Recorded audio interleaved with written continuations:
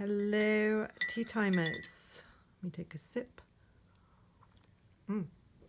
That's a little too hot. Now I have a burnt mouth. Anyway, what I wanted to talk to you about a bit more today is blending tools. And so I think I had mentioned one time about a tortillion, and then I want to compare the tortillion to the paper stump. Now, to you it probably looks like, okay, Sally's holding up two things that are exactly the same, but they're not exactly the same, and you do actually use them for two different things. So the tortillion is made up of like rolled up paper really, really tightly, and I don't know if you can see these tiny little ridges on the side where the paper's rolled up. And then the paper stump is just smushed paper, so it doesn't have those tiny little ridges.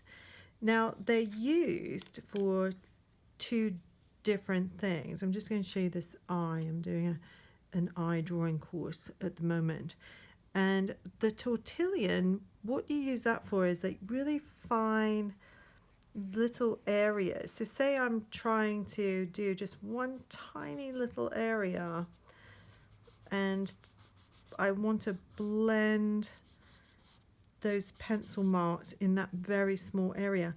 That's what I would use a tortillion for. A paper stump, you use it on its side, and you would use it for larger areas. And you see how I'm using it on its side, and then I can shade that eyelid there. Now, if I use the tortillion on its side, it's got all these little ridgy bits, so then you would get ridgy looking skin. It wouldn't be very good for skin.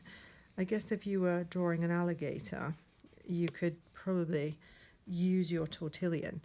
But that's the difference between those two. And then what you have with your paper stump is a little pad of sandpaper. And what you do is you roll it around on here, and it can get your point back if you've destroyed your point, and it will also clean it off a bit too.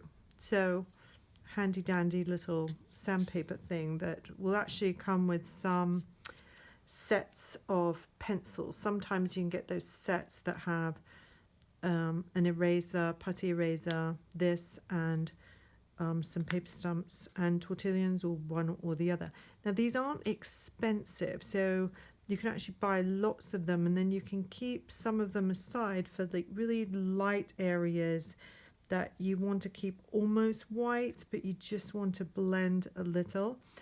Because if you go in there with your very dirty paper stump or tortillion, then you've got too much pencil, and it will be like you'll be mopping it all up with your putty eraser. Now, if you don't have those, there are some alternatives you can use. One of them is not your fingers. Your fingers have grease on them, and it is tempting to go, ooh, I can rub the pencil together with my finger, because it's like a really nice shape to do it. But because you have grease on your finger, when you rub it on the paper, then it basically almost like glues that pencil to the paper. It's very difficult to get off, so try not to use your fingers. But cotton buds, aka a Q-tip in England, very useful, but you don't have a point on it, so I always try and suggest investing in some really good art materials. But if you don't have any, you can actually blend with these. This is part of this cleaning sham it super absorbent Mr. Clean thing. I found this on the clearance rack actually. Trying to make cleaning more interesting. It's very difficult. But anyway, I just cut a bit of that, and you can blend larger areas with a soft cloth like that, or even a piece of paper towel that you could scrunch up and try and make a more pointy, detailed area with a piece of paper towel. So those are some reasons why you would want to invest in these, along with that pencil set I told you about a few weeks ago. So have a go at blending, even just with some Q-tips and stuff like that, and have some fun. And I'll see you back here next week for some more tea time.